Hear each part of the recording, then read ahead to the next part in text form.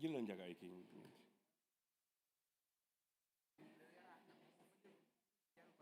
jëlal rek am problème bàyyil ba fin bi ah nu ñuy def am problème.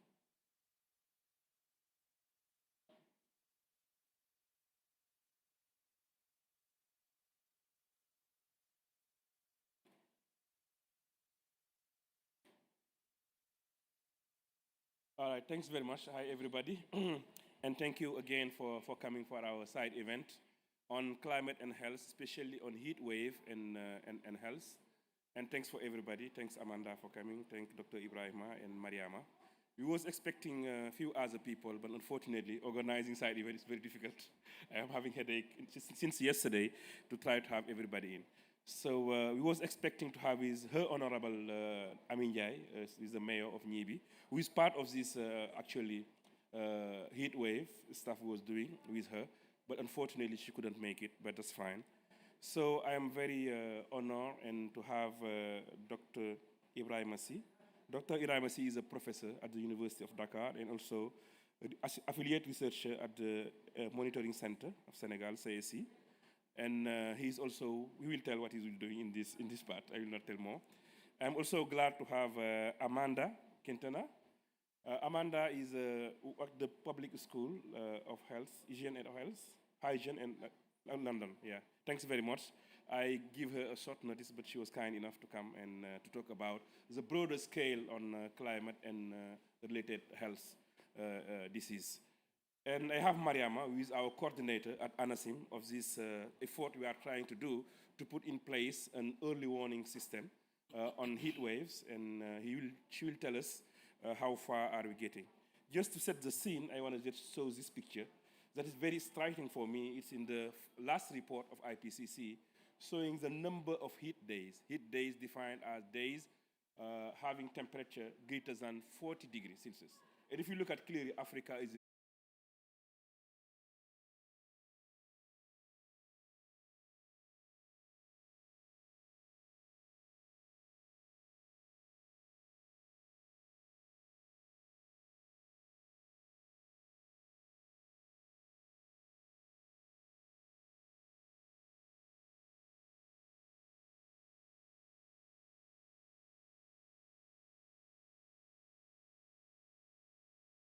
problems related to climate and health. So Amanda, you have 5 minutes for that. Thanks very much.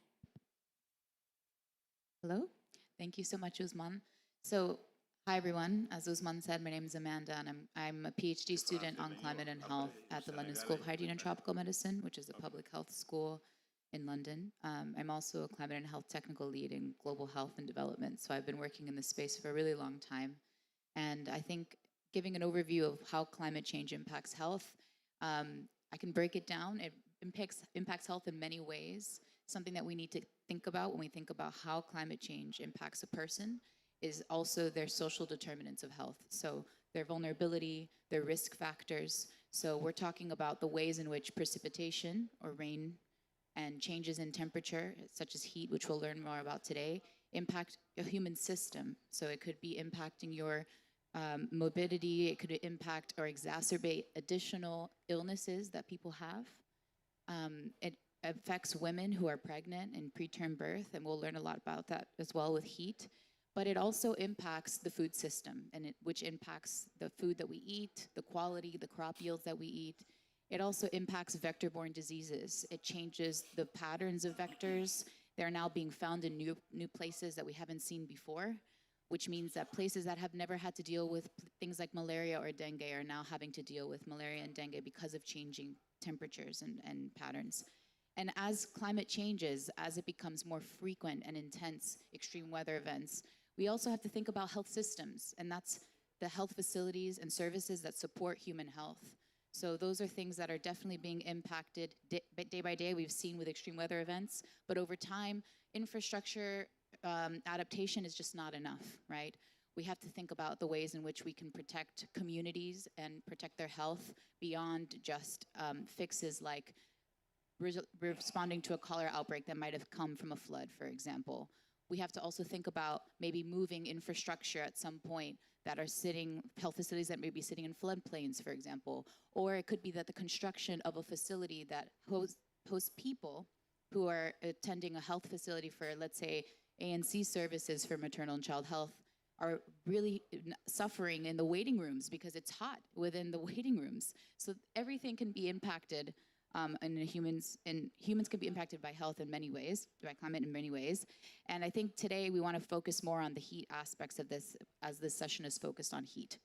So here at COP28, it's the first time that health has been acknowledged as an actual issue for climate change, which is interesting because we've known that it has impacted health for many, many years. However, now it is officially a formal part of the negotiations. And this means that the health community has tried tirelessly for many, many years to try to explain that health is a powerful message, because health is something that's an individual issue. Everyone cares about their health or their family's health or their community's health. So using that powerful message to say we need to change the ways in which we finance climate change adaptation, the ways in which we finance early warning systems, for example, and there needs to be an investment in that. The use of climate and weather information is powerful, and that combined with health information systems can tell us a lot about how we should program our health programming, how we should, for example, make sure that if we know a heat wave is coming, which we'll talk about in our early warning systems for heat, that we know we'll have to send a warning message out to the community to let them know you shouldn't be outside for various hours. Make sure you're hydrated. If you're pregnant, make sure that you find some shade, that you have an ACON, somewhere to go. That's an adaptation piece. But we also want to show these trends over time so that we can get additional funding so that we can either reforest areas that need foresting so that we don't have these continuous heat problems, stop additional greenhouse gas emissions, for example, that are continuously contributing to the problem, right?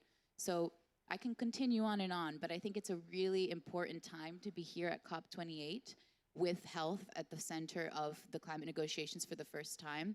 And it's really exciting to have all of you here as well, because what this team is doing on early warning systems and heat and connecting it to the health sector is going to be the future, and it has been the future for some time. So I'm really excited to hear more about how this program has gone on. And if there's any additional context I can provide, I'd be happy to do that. Thank you so much. Thanks, Amanda. Thanks a lot. Thank you. So I will go to translate for the people who are following online, mostly are French, and then I will go to the next panelist.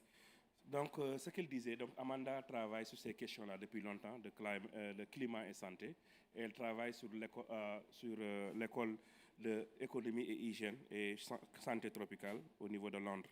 Donc, ce qu'elle disait que l'impact du climat et particulièrement des vagues de chaleur est important sur la personne, sur la vulnérabilité. Donc, le changement climatique va amener des changements sur la température et qui va un peu rendre encore mauvais, n'est-ce pas, la santé, supposons, des femmes enceintes, des enfants, etc. Et l'impact peut se sentir sur les maladies à transmission vectorielle, comme la dengue, comme le paludisme, etc. Et surtout sur le système humanitaire de l'homme. Donc, il faudrait protéger les communautés. Il faudrait penser sur les infrastructures de santé aussi, que ça soit beaucoup plus proche des populations, n'est-ce pas? Comment les réorganiser? Supposons sur les salles d'attente, quand il va faire beaucoup plus chaud, il faudrait penser comment les designer. Donc, sur l'aspect de chaleur, donc elle se réjouit que c'est la première fois dans les COP que la santé est devenue un problème central, cette COP28. Et ça, c'est vraiment important. Et dans les négociations, on va en parler dans le cadre du financement des adaptations, dans le cadre des systèmes d'alerte précoce, etc. Et c'est important que les systèmes d'alerte précoce soient financés pour voir qu'est-ce qu'il faudrait faire, quel genre d'informations, n'est-ce pas, qu'il faut donner aux personnes, n'est-ce pas, comment éviter, rester sous l'ombre pour éviter les vagues de chaleur, se hydrater, boire beaucoup de l'eau, et ensuite trouver des fonds extra par rapport à cela. Et ensuite, il faudrait aussi regarder les problèmes qui sont à la cause du changement climatique, qui sont les gaz à effet de serre. Donc, elle reste disponible s'il y a d'autres questions relatives au climat et santé, donc pour rester avec nous. Thanks very much. Donc, je veux présenter aussi, noter la présence de la Direction générale de la santé. Ce que je dois dire, cette stratégie qu'on est en place, il y a non seulement le climat, mais il y a aussi la santé qui est là, il y a aussi la recherche pour les vulnérabilités. Donc c'est important. Merci beaucoup de nous rejoindre au nom de la Direction générale de la santé. Donc je vais donner la parole à Mariama Diouf, qui est ingénieure en météorologie, qui est le coordinateur de ce programme, n'est-ce pas, cette initiative qu'on a sur climat et santé. Donc il coordonne le travail qu'on est en train de faire au Sénégal sur climat, santé et vagues de chaleur. Donc, on va lui donner la parole pour expliquer qu'est-ce que l'ANACIM a mis en place pour les vagues de chaleur. Donc, Mariama, vous avez 5 minutes. Merci Ousmane. Merci également à tout le monde. Le micro proche. Ok, voilà. C'est OK? Ok, oui. OK, donc merci Ousmane, merci à Amanda pour vraiment cette entrée par rapport à la problématique. Donc moi, je me dis que on est tous là parce qu'il y a cette problématique de changement climatique. Et s'il y a un point sur lequel tout le monde est d'accord, c'est l'augmentation des températures. Donc les températures, on aura plus d'épisodes de vagues de chaleur plus intenses, mais heureusement encore qu'il existe des outils pour s'adapter. Les outils, c'est quoi? C'est les prévisions météorologiques dont dispose l'ANACIM. Donc, ce bulletin a été précédé de plusieurs campagnes de sensibilisation, mais surtout de travail avec la Direction générale de la santé pour voir, dans le cadre des systèmes dans le cadre national des services climatologiques, comment est-ce que nous, on pouvait appuyer la santé? Quels étaient les besoins, l'expression réelle de la santé par rapport à ce que nous faisons? Donc, c'est fort de cela que nous avons été appuyés par la NOAA. La NOAA, c'est la météorologie américaine qui nous a formés, qui nous a outillés sur les prévisions de vagues de chaleur. Donc, actuellement, il est possible d'avoir les prévisions d'une semaine, voire 2 semaines pour les canicules. Donc, les prévisions de la NOAA nous parviennent et au niveau national, on affine cette prévision, ce qui nous permet de sortir une carte de risque. Donc, la carte de risque est élaborée par l'ANACIM qui vous montre les zones qui sont susceptibles d'être impactées par la chaleur. Alors, lorsque cette carte est élaborée, elle est transmise parce que, comme l'a dit Ousmane, ce qu'il faut saluer ici, c'est le partenariat entre les structures. Ce n'est pas l'ANACIM seulement qui peut combattre les changements climatiques. Il faut qu'on travaille main dans la main. Et pour ça, ça a été difficile et long, mais aujourd'hui, on est parvenu à avoir un produit climat-santé. Et c'est important. Donc, il y a la Direction générale de la santé, il y a le Centre de suivi écologique qui dispose d'indices de vulnérabilité. Pourquoi c'est important les indices de vulnérabilité? Nous, on peut prévoir la chaleur, mais cette chaleur ne va pas impacter de la même manière les populations. Une population qui dispose, par exemple, de points d'eau, une population qui dispose de structures sanitaires, une population qui dispose de routes pour aller. Donc, il y a tous ces paramètres qui font que les populations seront impactées d'une manière différente selon les zones. Alors, une fois aussi qu'on a cette carte d'impact, on a besoin de la Croix-Rouge. La Croix-Rouge, c'est important parce que c'est un dispositif dans ce processus. La Croix-Rouge nous aide dans la dissémination parce qu'ils ont des relais au niveau de toutes les régions, au niveau de tous les départements. Donc, une fois que le produit est lancé, c'est au niveau de la Croix-Rouge qu'il est disséminé. Et après aussi, il nous faut un feedback par rapport à ce que les gens ont fait. Parce que recevoir une prévision, c'est bien. Mais qu'est-ce qu'on en fait? Est-ce que lorsqu'on l'a reçu, on a alerté? Est-ce que les gens se sont appropriés? Comment les gens ont réagi face à cette prévision? Alors, la structure du bulletin, comme vous le voyez, c'est sur 3 pages. On ne la voulait pas trop charger. Donc, on a fait le maximum pour que ça soit sur 3 pages. Et les 2 premières pages sont consacrées aux impacts sanitaires liés à la vague de chaleur. Donc, cette première carte est élaborée par le Centre de suivi écologique et la Direction générale de la santé publique. Sur la 3e page, c'est essentiellement la prévision de la météo. Donc, ça, c'est la carte qui est issue de l'ANACIM. C'est ce que nous appelons, nous, la carte de risque, en fait. C'est élaboré par l'ANACIM. En détail, vous aurez sur la première page, comme je viens de dire, la carte d'impact, qui est une superposition de la carte de risque et la carte d'indice de vulnérabilité. Comme je disais tout à l'heure, les zones ne seront pas impactées de la même manière. Donc, peut-être moins on a des moyens de faire face à cette vague de chaleur, plus on est impacté. Donc, cette carte d'impact nous résume au niveau de vigilance quel sera le degré ou le pourcentage d'exposition. Donc, comme vous voyez, l'alerte, c'est en plusieurs couleurs. Donc, on aura très dangereux, dangereux, très inconfortable, et surveillance. Et à côté, vous voyez les impacts sanitaires qu'on pourrait avoir avec une aggravation possible de maladies, un épuisement, des déshydratations ou quelque part où on dit que c'est négligeable. Donc c'est ça la carte d'impact qu'on a au niveau de la première page. Alors la date de diffusion aussi, vous l'aurez, et les logos de la NACIM et la DGS qui nous permettent quand même de rendre fiable ce que nous faisons. Alors, au niveau de la seconde page aussi, c'est l'information qui est traduite en action. Qu'est-ce qu'on fait? Quels sont les conseils qu'on doit donner? Parce que comme l'a dit Amanda, là, les épisodes de chaleur vont impacter plus les femmes enceintes, plus les enfants, plus les vieilles personnes. Donc, ici, on a les personnes qui sont vulnérables, qui sont listées, et à côté, on donne les gestes de premier secours. Qu'est-ce qu'on doit faire quand la personne a un coup de chaleur? Qu'est-ce qu'on doit faire lorsqu'une personne s'évanouit rapidement? Donc ça, c'est des gestes qui peuvent sauver des vies. Moi, je dis que les autres secteurs peuvent être impactés, mais une personne, quand elle est malade, elle ne peut pas travailler. Donc c'est important de mettre le focus sur la santé humaine. Maintenant, on tend aussi vers le One Health, c'est-à-dire comment intégrer l'élevage. Parce qu'aussi bien la personne que le cheptel, tout le monde est impacté. Tu vois, la personne, tu peux aller boire, tu peux aller te mettre sous l'ombre.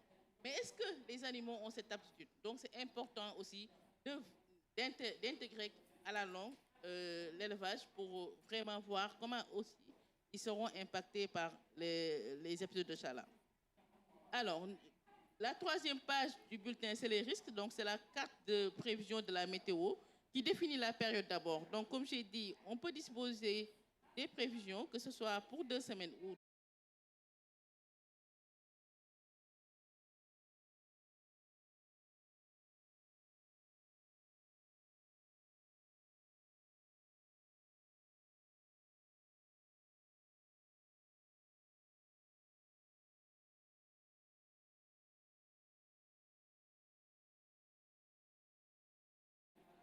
maintenant, aujourd'hui, je dis il y a un défi, c'est la mise à l'échelle. On l'avait commencé au niveau national, mais ce qui est important, c'est d'aller vers les régions.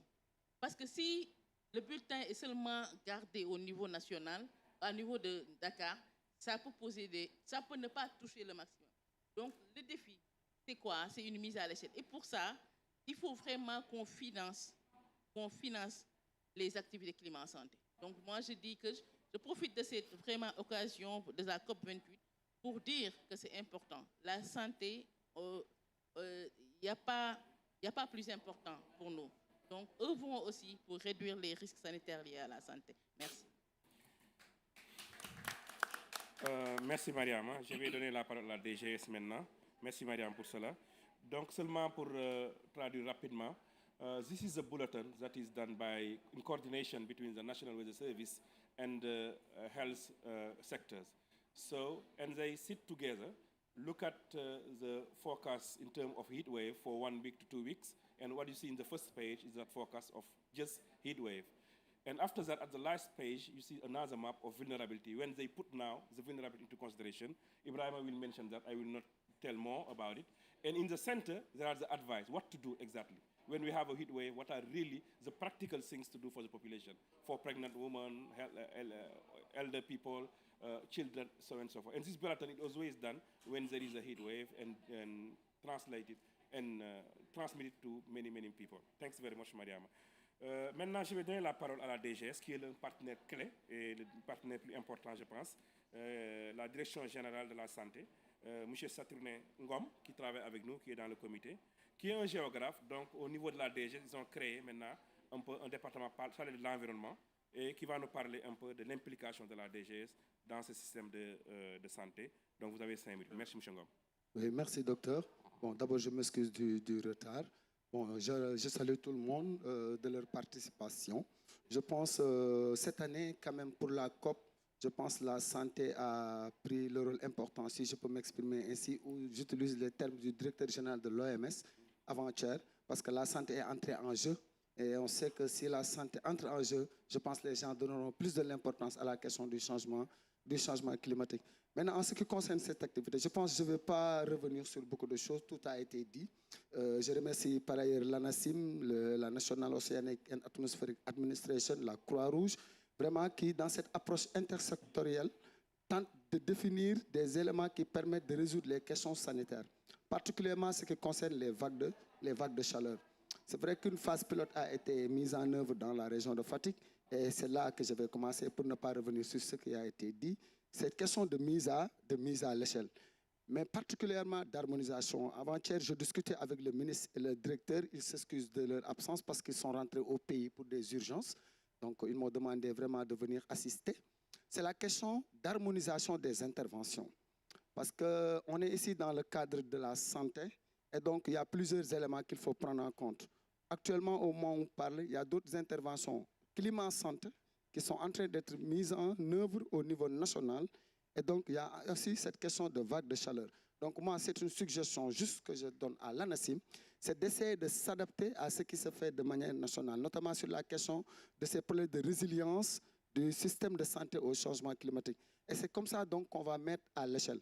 Actuellement, on parle de fatigue, mais il y a d'autres régions dont des enquêtes sont en train de dérouler, je pense conduit par le professeur Ibrahim aussi. Et donc, il faut essayer vraiment de prendre ces données-là, les ajouter à ce qui s'est fait sur la question de ces vagues de chaleur, afin qu'on ait un système interne vraiment global pour ne pas être un peu dispersé. Parce que nous, au niveau du secteur de la santé, en tout cas depuis quelques années, on s'est inscrit dans cette logique intersectorielle parce qu'on a su que la santé n'est pas seulement médicale. Encore une fois, la santé n'est pas seulement médicale. Parce que si c'est médical, ça ne concerne que des médecins. Moi qui vous parle, je ne suis pas médecin et nous sommes nombreux au ministère de la Santé. La santé, elle est sanitaire et non médicale. Donc, elle n'est pas seulement clinique. Elle concerne des aspects environnementaux. Nous développons par exemple une approche One Health qui concerne la santé animale, la santé environnementale et la santé humaine. Et donc, dans cette logique-là, je pense, un groupe de travail est inscrit à la DGS qui concerne des environnementaux, qui concerne des spécialistes de l'élevage, qui concerne des aménagistes, qui concerne vraiment d'autres secteurs pour régler en fait la question du système de santé. Et c'est dans cette logique-là, je pense bien que cette question des vagues de chaleur joue un rôle important. Parce qu'il faut savoir, en santé, il y a ce qu'on appelle le système de surveillance, qui est l'élément déterminant en termes de prévention sanitaire. Et c'est là qu'il faut inscrire cette question des vagues de chaleur. On a une direction qu'on appelle la direction de la prévention, qui s'occupe de ces questions de surveillance, particulièrement des maladies climato-sensibles. Et donc, quand on parle de surveillance épidémiologique, le rôle de ce bulletin-là est déterminant. Parce que ce bulletin permet quoi? Si, par exemple, avec l'ANACIM, on sort des informations, automatiquement, nous informons tous les districts concernés afin de prendre les mesures nécessaires. Mais pas seulement les districts, mais on informe les autorités locales, on informe les autorités administratives afin qu'on prenne des décisions. Je me rappelle lors de notre dernier atelier qu'on a tenu à Radisson, une idée, j'ai entendu des gens parler d'une idée vraiment qui m'a beaucoup plu. C'est par rapport à la réorientation du calendrier scolaire en fonction du changement climatique. Ça a été vraiment un exemple que j'ai aimé parce qu'on sait qu'au Sénégal, à 15 h, les élèves retournent à l'école. Est-ce qu'il ne faut pas changer de paradigme? Parce qu'on parle de changement climatique, on parle de réchauffement. Je ne veux pas citer Djinné Maïmouna pour ne pas égayer. Des gens tombent en transe et on dit que c'est Djinné Maïmouna. Est-ce que ce n'est pas lié à ces questions de vagues de chaleur?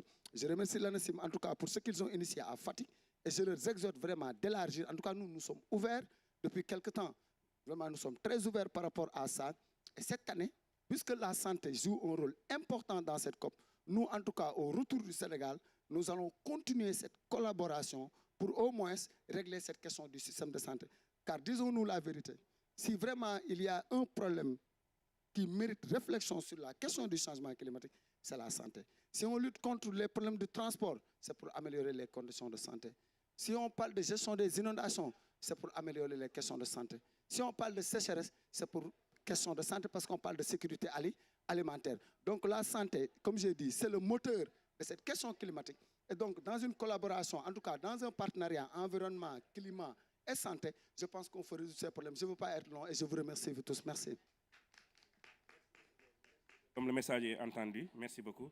Donc, je vais sans plus tarder donner la parole à le docteur Ibrahim Assi, professeur à l'UQAD. Je tiens à rappeler aux panélistes qu'on nous demande, quand on fait des panels, de tirer 4 ou 5 mesures essentielles de recommandation qu'on doit reporter au groupe sénégalais. Et ça, c'est important. Donc, n'oubliez pas ça. Je vais demander à chacun de m'envoyer une recommandation. On va essayer de compiler pour donner. D'accord. Donc, je donne la parole à M. Ibrahim. Allez-y, vous avez 5 minutes. D'accord. Merci beaucoup. Comme j'ai 5 minutes, je pense que je vais faire très, très focus par rapport à surtout la question de la vulnérabilité. En remerciant aussi au passage l'ANACIM, la DGS et Anna pour ce partage de panels. Donc nous, au niveau du centre de suivi écologique, on essaie de travailler sur la question de la vulnérabilité. Vous savez, il y a les vagues de chaleur qui exposent à des risques sanitaires. Mais ce n'est pas toutes les expositions qui peuvent conduire à des risques sanitaires. Il est important de voir quels sont les facteurs d'exposition qui font qu'il y ait des effets sur la santé des populations. Et on a essayé de cibler un certain nombre d'indicateurs comme l'accès à l'électricité, l'accès à l'eau, l'existence d'un couvert végétal, le rythme scolaire, le travail dans les champs. Et c'est tout un ensemble. Et on a essayé de créer ce qu'on appelle un indice de vulnérabilité. Et cet indice de vulnérabilité, elle est cartographié. Et une fois qu'on a le bulletin qui nous dit qu'il y a un risque fort d'avoir des épisodes de vagues de chaleur, et nous, on commence après à dire voici les impacts qu'on va avoir sur tel groupe, parce que ça aussi, il faut le déterminer, parce que s'il y a des impacts, il va falloir dire quels sont les groupes qui sont les plus vulnérables où il faudrait mettre la surveillance épidémiologique. Et après, il faut dire quels sont les territoires qui vont être touchés. Il peut y avoir une vague de chaleur, mais qu'elle touche différemment les territoires au niveau du Sénégal. Donc, si on doit faire le bulletin, on doit faire de l'information, on doit aussi l'orienter par rapport à ces territoires-là. Et après, l'autre chose, c'est le temps. Quand est-ce que cette vague de chaleur-là va intervenir? Et si elle intervient, est-ce qu'elle va avoir une sévérité qui puisse avoir un impact sur la santé? Nous, sur la question de la vulnérabilité, on essaie de voir cet aspect-là. Et aujourd'hui, la question des vagues de chaleur, c'est tellement important que, avant-hier, j'ai entendu aussi le directeur de l'OMS dire que là, on a une population qui va vieillir. L'espérance de vie augmente. Donc, nous tous, on risque de souffrir de maladies chroniques. Et les vagues de chaleur affectent beaucoup plus les personnes qui vivent avec ces maladies chroniques. Ça veut dire des gens qui ont des antécédents sanitaires. Et ils sont les groupes qui sont les plus exposés. Et c'est le groupe où il va falloir mettre la surveillance. Maintenant, l'autre question, en dehors de la vulnérabilité, c'est l'adaptation. On a parlé du système d'alerte précoce. C'est une seule composante. Mais aujourd'hui, la question qui se pose, c'est est-ce que la formation, au niveau peut-être universitaire, ou bien au niveau d'un certain nombre de centres où les personnes sont appelées à offrir des services de soins, est-ce qu'il ne faudrait pas intégrer cette dimension qu'il y aura quelque part au niveau du Sénégal des zones où les gens seront exposés à des vagues de chaleur et des groupes aussi qui seront les plus vulnérables? Est-ce qu'il ne faudrait pas essayer de voir comment orienter l'alerte? Et une chose aussi qui est importante pour moi, c'est l'information. Parce que souvent, nous, quand on parle de vulnérabilité, on oublie que la personne qui n'a pas l'information, elle peut aussi être très vulnérable. Quelqu'un qui est à Fongolemie, qui ne sait même pas qu'il y a une vague de chaleur qui doit intervenir, il n'a pas l'information, il est exposé, il est sensible. Et l'information, il faudrait le mettre dans le système quand on évalue ces questions de vulnérabilité. Et l'autre chose par rapport à cette question d'adaptation, c'est les modes de vie. Moi, je pense que la température, on ne peut pas la changer. La pluie, les inondations vont arriver. La question, c'est que nous, comment on peut faire pour ajuster nos modes de vie, pour ajuster nos comportements? Tout de suite, on a parlé de la question de l'école. En Inde, par exemple, l'année dernière, il y a eu 5 jours de vague de chaleur. Toutes les écoles ont été fermées à partir de 10 heures. Donc, à partir de 10 heures, on libère tous les élèves qui partent. Maintenant, si je prends le Sénégal, on a majoritairement une population qui est agricole. La question aujourd'hui, est-ce qu'on peut convaincre ces agriculteurs-là, leur dire que vous pouvez faire l'agriculture jusqu'à telle heure, parce qu'après, vous allez vous exposer à des vagues de chaleur et vous risquez même de mourir. C'est-à-dire que ce pourquoi vous faites l'agriculture, peut-être ne va pas vous trouver en vie. Donc, je pense qu'il y a tout un ensemble de stratégies, peut-être qu'il va falloir penser par rapport à ces questions de vagues de chaleur, parce qu'aujourd'hui, c'est devenu vraiment une réalité que l'Organisation mondiale de la santé prend au sérieux et demande que les gens réfléchissent sur des dispositifs, y compris même l'urbanisme du futur. Aujourd'hui, vous allez dans la vallée, nous, nos parents, ils ont toujours l'habitude de construire en dur.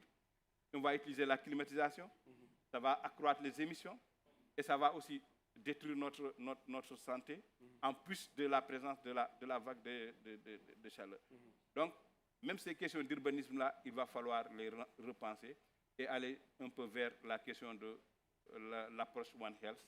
Parce qu'aujourd'hui, nous, on n'a travaillé que sur la partie humaine, mais nous, quand on est parti au niveau du Ferlo, les éleveurs, ils nous disaient que, OK, vous vous occupez de notre santé.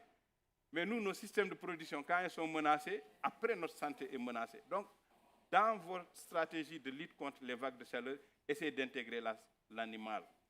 Et les agriculteurs aussi disent, essayez d'intégrer les systèmes agricoles parce que des températures élevées peuvent aussi avoir un impact sur les systèmes de production agricole.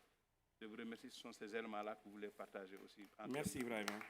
Rapidement, pour traduire les deux dernières interventions, Mr. Ngom from the health system was talking about a more broad collaboration between them and ANASIM and the other institution.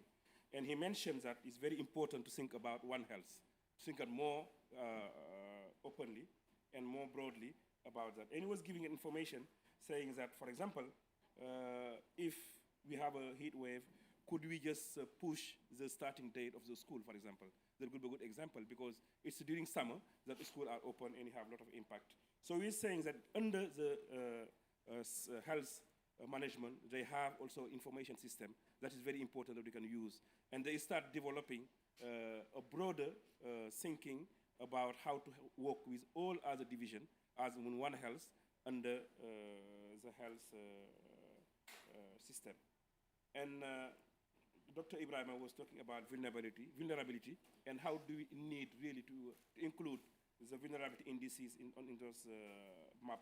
That's very important.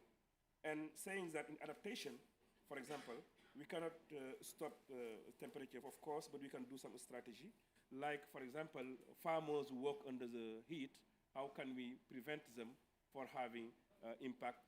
Just maybe to stop working at 10 a.m. and go back home. How can we do that? And also talking about the construction, we need to think about our urbanization in general. And it's very important, it has a lot of impact, and have also impact on production of greenhouse gases. Because when people didn't construct very well, they will lose a lot of energy. He would use a lot of energy. And he finished by talking about the One Health. It's very important also to talk about animal and plant as well, because everything is related. I want to acknowledge the presence of the delegation of Ghana, led by the PR of Ghana, Mr. Esima, my good friend. I was there yesterday. Thanks very much. Come with a hydrologic and also his advisor. Thanks very much. Thanks for coming to join us. I want to also acknowledge Mr. Baba Drame, who is the Director of Environment, who are really working, everybody in Senegal under the environment, and they lead all those questions of negotiation in Senegal. I want to acknowledge Mr. Mbake Dia also, as they call as a champion. He's really a leading person on a lot of questions, a lot of issues related to climate change. Mr. Babakar Fall, also from Komnak, he's a professor at the university. He's also presenting the community national framework of climate change in Senegal. And I have Mr. Watt also from ILRI. He's also interesting surely for the question related to animals. Okay, you are free if you want to say a few things also. So thanks everybody for coming. Now we are in the second part. Before asking any question, is there a question in the audience? I will be more happily to take it. And as I was told, the rules is Senegalese should leave the seat for people coming outside because everybody is connecting online. If there is no space. Okay, question, go ahead please. You introduce yourself and you ask your question. Bonjour, je suis journaliste à France Inter à Paris. Nous, on a une définition de la vague de chaleur. Je me demandais si c'était la même que pour vous. Combien de jours d'affilée et les nuits, quelle est la définition légale, entre guillemets, de la vague de chaleur au Sénégal?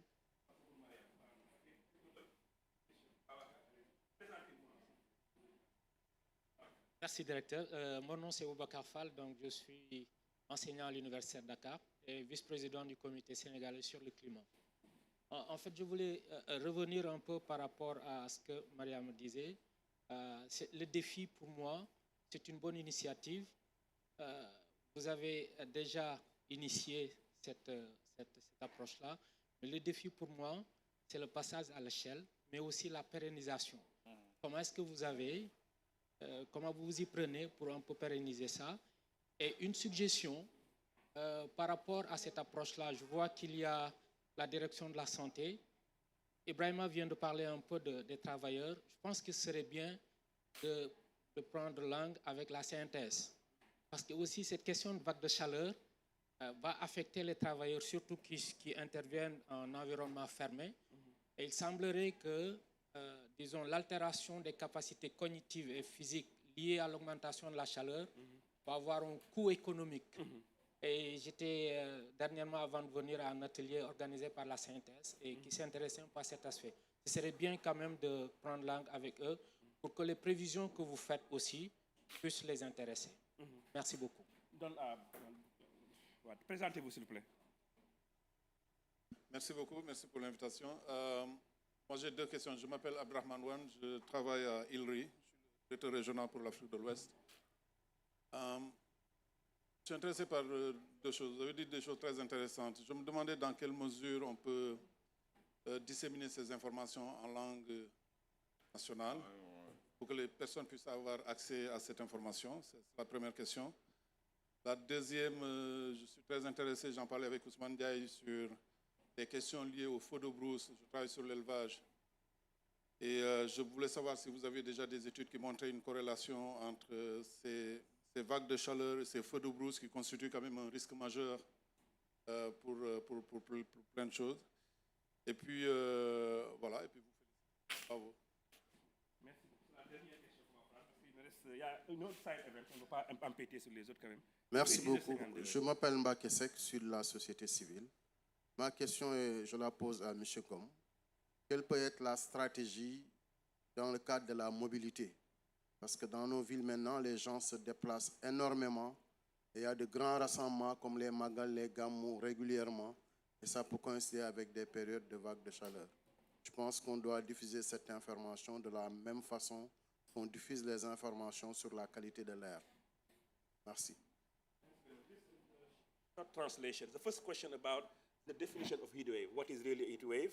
The second question is about the Union of Workers in Senegal. He was in the meeting, and it's good to have connection with them because it affects a lot people working. And how to disseminate this information in local language? What is the relationship with bushfire?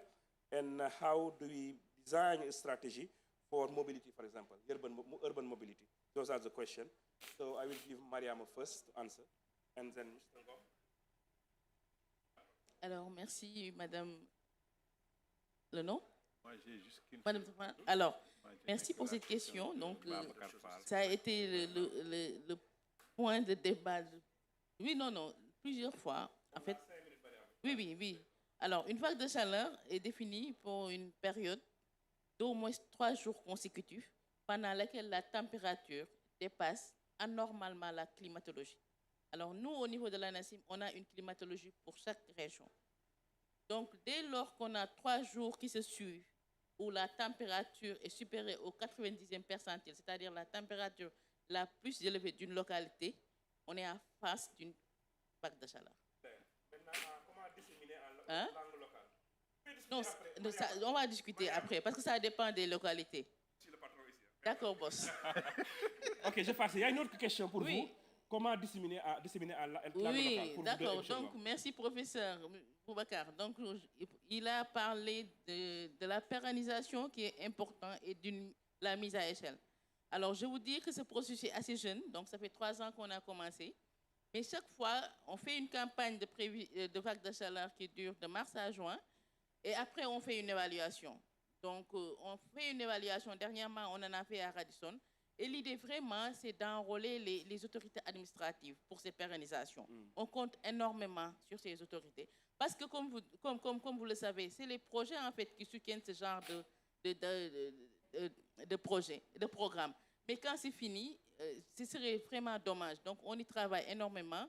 Et on pense qu'avec nous, au niveau national, on va arriver à, comme pour le GTP national, au niveau de chaque département au moins, qu'il y ait l'autorité derrière, avec nous, pour pérenniser cette activité. On a commencé avec Fatick et on est vraiment très avancé avec le gouverneur qui vraiment nous soutient énormément. Lorsqu'on a lancé une alerte au niveau de Fatick, c'est elle-même qui a convoqué un CRD.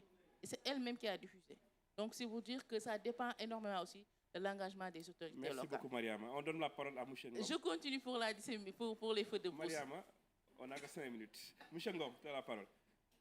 Oui, merci pour la... Je ne vais pas durer, c'est la question de communication. Au ministère de la Santé, nous, on a des structures de communication. Il y a les CNS, il y a beaucoup de structures qu'on utilise régulièrement, particulièrement en cas de grands événements, les Magal, les Gamou. Nous allons là-bas un mois avant et nous développons des outils de communication en utilisant maintenant l'aspect local. Par exemple, quand on est à Médina Gounass, on préfère parler, par exemple, la langue Peul ou les langues qui sont là-bas en traduisant la communication. Maintenant, effectivement, ce que vous avez dit, il est nécessaire qu'on renforce davantage avec la météo, en utilisant par exemple les radios communautaires. Je pense qu'une expérience a été mise en œuvre et peut-être ça permettra à chacun peut-être d'avoir l'information nécessaire. Mais comme au niveau du ministère de la Santé, nous avons plusieurs structures de communication qui permettent maintenant de relayer les informations nécessaires. Je vous remercie. Il y a une question sur le transport, la mobilité de transport. Est-ce que vous avez quelque chose pour être développé, pour être sûr que durant les vagues de chaleur, ces secteurs-là sont pris en charge? Oui, parce que comme j'ai dit, nous avons ce qu'on appelle les camions. Je ne sais pas si vous les connaissez, les gros camions que vous voyez en termes de santé. Maintenant, les camions se déplacent en fonction de ce qu'on appelle l'urgence. Par exemple, je donne un exemple très simple. On est dans le Magal de Touba et qu'une vague de chaleur est annoncée à Kaolack au même moment, on peut automatiquement mobiliser un camion de Touba vers Kaolack sans pour autant par exemple, mobiliser un camion depuis Dakar. Mais en même temps aussi, on travaille avec les autres secteurs. Comme j'ai dit, nous sommes dans cette approche sectorielle, intersectorielle. Excusez-moi, merci, je vous remercie. On va donner, il y a une question sur la CNTS, comment avec les travailleurs. Il y a une question aussi sur les feux de bourse, etc. Je ne sais pas si vous pouvez dire des réponses. Oui, peut-être. J'ai le micro. Ah, il a le micro. Merci beaucoup. Maintenant, c'était juste 1 minute, 30 secondes pour revenir sur la question de Boubacar, parce que c'est la question de la mise à l'échelle et de la durabilité. Moi, je pense qu'on a commencé une initiative et on voit que ça permet de réduire les risques sanitaires. Maintenant, le Sénégal a la CDL, la contribution nationale déterminée au niveau national. On a aussi le PNA qu'on a élaboré et il y a le PNA santé. Toutes ces questions-là sont intégrées, surtout le système d'alerte précoce, mais aussi toutes les actions qui vont vers l'adaptation, qui vont nécessiter un coût. On a la chance d'avoir le directeur de l'environnement qui est là et je pense qu'il va être attentif à cette question-là. Je crois que la durabilité ne passe qu'à la prise en charge au niveau institutionnel et que ce soit intégré dans l'action climatique au niveau du Sénégal. Les feux de brousse, je pense que c'est quelque chose sur lequel on va réfléchir parce qu'on nous dit à chaque fois qu'il y a des vagues de chaleur, le risque de feux de brousse est beaucoup plus élevé. Maintenant, jusqu'à présent, peut-être en termes de recherche, on n'a pas vraiment réfléchi pour voir réellement la corrélation. Parce que, ça peut être lié à d'autres facteurs anthropiques. Last question for Amanda. We mentioned about the scaling up is the issue. Now, Senegal have a pilot, but how to scale it. And we mentioned about the funding. Because now people relate on bilateral collaboration. The NOAA, for example, in here. What is the feature about this question of climate and health here, where will you fund it? That's a great question. I don't know if I have all the answers to that, but I did want to put a plug before I answer that question that we can have a continuation of this conversation at our session on early warning systems for health, and we're focusing on the end user, so how this information is actually used at a local level, at a national level, and how decision makers use this information. So if you're interested, December 10th at the Climate Registry Pavilion, so we can continue the conversation. Usman is on our panel. So right now, because health is becoming a focus of these negotiations, there's a lot of funding being committed to climate and health, and an easy space for people to put their money, philanthropies to put their money, is on early warning systems.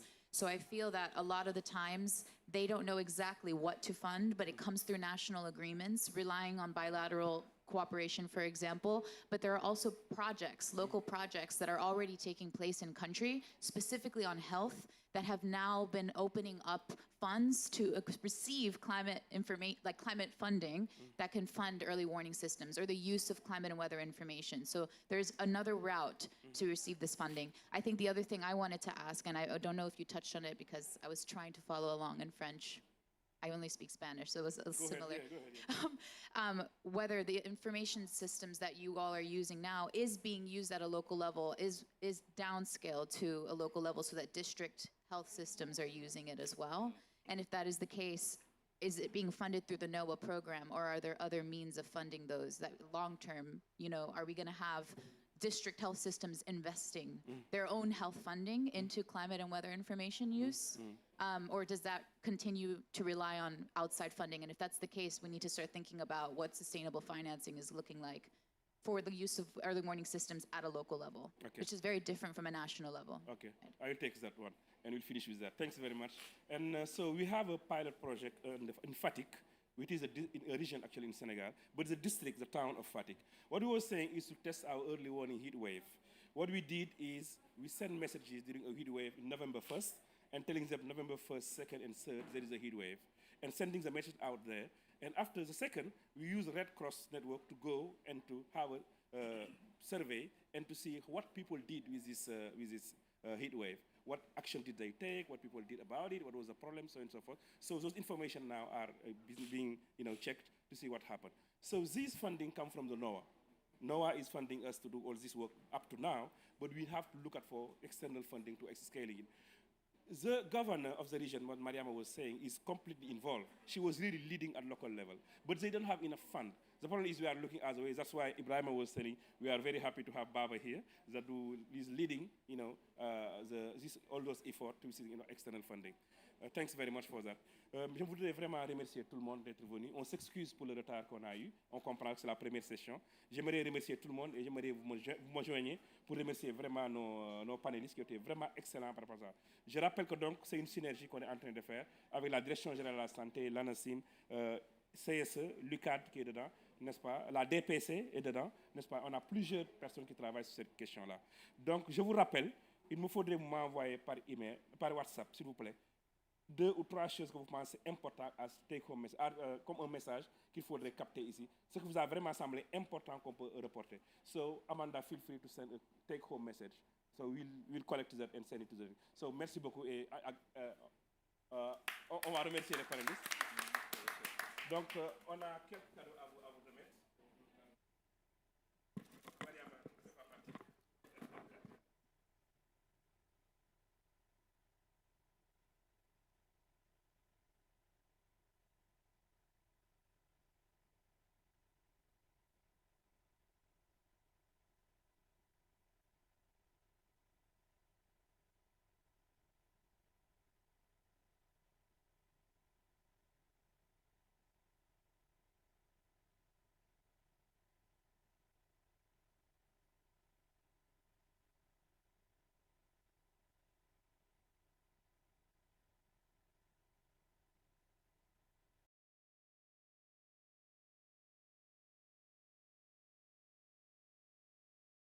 De WMO, OMM. Donc c'est B6 80 et quelques, voilà, s'il vous plaît. Pavillon 1.5, le premier événement, le décembre 10 décembre le matin, s'il vous plaît. Merci beaucoup.